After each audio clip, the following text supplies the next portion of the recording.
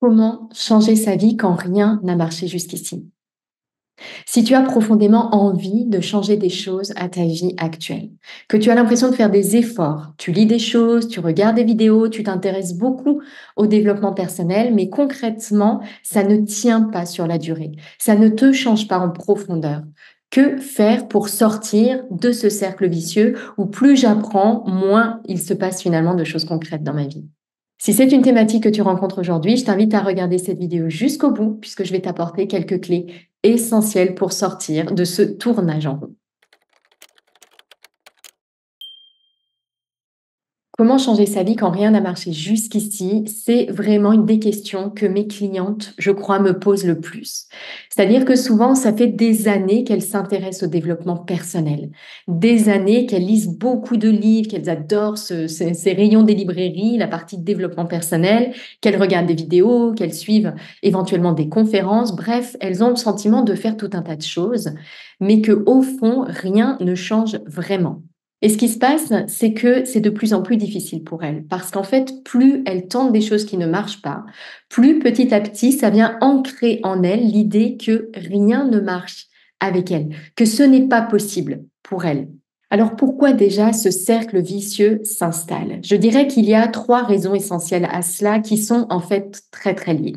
La première raison, c'est qu'en réalité, elles croient tenter de nouvelles choses, mais qu'elles font toujours la même chose.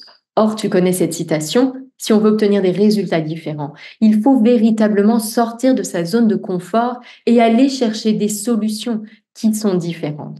Si je fais toujours la même chose, aller prendre un livre, bouquiner mon livre sur mon canapé, le refermer, le ranger dans mon étagère, en se disant waouh, c'est génial, griffonner quelques notes et puis passer à autre chose, il va se passer toujours la même chose en réalité. Si je ne sors pas de mes habitudes de fonctionnement, de mes modes de fonctionnement habituels, eh bien, je vais avoir les mêmes résultats ou presque dans ma vie.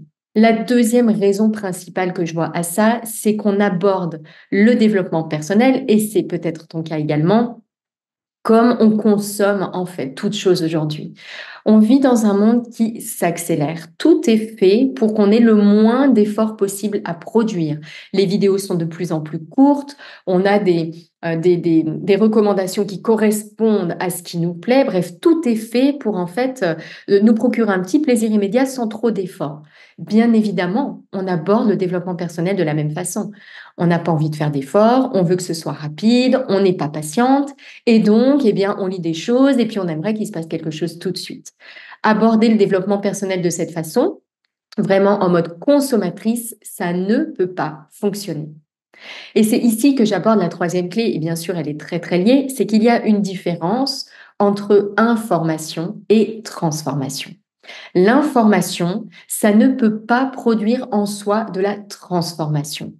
Pour qu'il y ait une réelle transformation, il faut qu'il y ait un apprentissage sérieux, mais qui ne se situe pas simplement au niveau du mental. Il faut en fait alterner des phases de connaissance et d'action et d'intégration. Et pour moi, c'est la troisième grande erreur, c'est qu'on ignore ce fossé entre savoir et faire. On reste au stade du savoir et donc on accumule, on accumule, on accumule beaucoup d'informations et encore une fois, ça ne crée pas de la transformation. Donc ça, pour moi, ce sont les trois raisons essentielles qui font que l'on est dans ce cercle vicieux, que peut-être aujourd'hui c'est ton cas et que tu tournes en rond avec des envies de changer, l'impression de faire des efforts et que ça ne porte pas vraiment ses fruits. Je te propose de te poser trois questions pour bien, sortir de ce tournage en rond. La première question à te poser, c'est une question qui va interroger ce que tu fais concrètement pour changer. Je t'invite à te poser cette question. Dans tout ce que j'ai tenté pour sortir de ce cercle, qu'est-ce qui marche concrètement? Est-ce qu'il y a des choses que j'ai un petit peu tentées et qui ont quand même porté leurs fruits? Et même chose, qu'est-ce qui ne marche pas? C'est-à-dire que ça, je le fais souvent et globalement, ça ne produit pas vraiment d'effet. Ici, ce qui se passe derrière cette question-là, c'est interroger le processus de changement.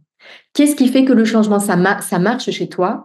Qu'est-ce qui fait que le changement, ça ne marche pas chez toi? Et donc ça, c'est une première chose qui est essentielle. Qu'est-ce que j'ai fait qui a marché? Qu'est-ce que je fais qui ne marche pas?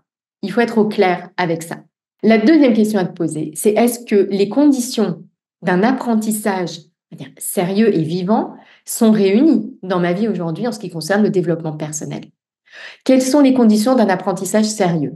Eh bien, avoir une expertise qui te transmet le comment faire, être suivi dans tes progrès, alterner des phases d'apprentissage et d'intégration-application, être accompagné d'un groupe pour évoluer, bref, tout ce qui fait qu'une formation peut en réalité porter ses fruits. Demande-toi, est-ce que très sérieusement, très honnêtement, sois honnête avec toi, est-ce qu'aujourd'hui tu as mis en place les conditions sérieuses de cet apprentissage? Et donc, est-ce que les bases sont posées pour que ça puisse devenir une transformation? Et puis la troisième question que je t'invite à te poser, qui est un petit peu différente, mais passionnante et tellement game changer également, c'est pourquoi je veux changer. On peut appliquer tout un tas de techniques pour changer et ça va en un sens porter ses fruits. Mais ce sera toujours limité par quelque chose et j'aime ici prendre toujours cette image de l'échelle contre le mur. Je peux te partager beaucoup de techniques pour changer, ça va t'aider en fait à grimper les barreaux de l'échelle. Mais la question qui compte le plus, c'est est-ce que mon échelle est appuyée contre le bon mur? En fait, pourquoi est-ce que je veux changer? Quand tu vas vraiment te connecter à ce bon mur, quand tu vas savoir pourquoi tu veux changer, pour aller vers quoi? Qu'est-ce qui a profondément du sens? Qu'est-ce que tu as profondément envie d'accomplir? Quelle trace tu as vraiment envie de laisser?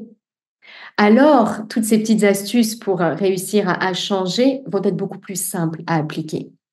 Parce que tu vas en fait trouver la source de ta motivation, tu vas trouver ton moteur en réalité. Ton moteur, c'est pour aller vers quoi? Si ce moteur est puissant, si cette vision de ce que tu vas atteindre, elle est claire en toi, elle est limpide, elle est vivante, eh bien, le changement va être beaucoup plus simple.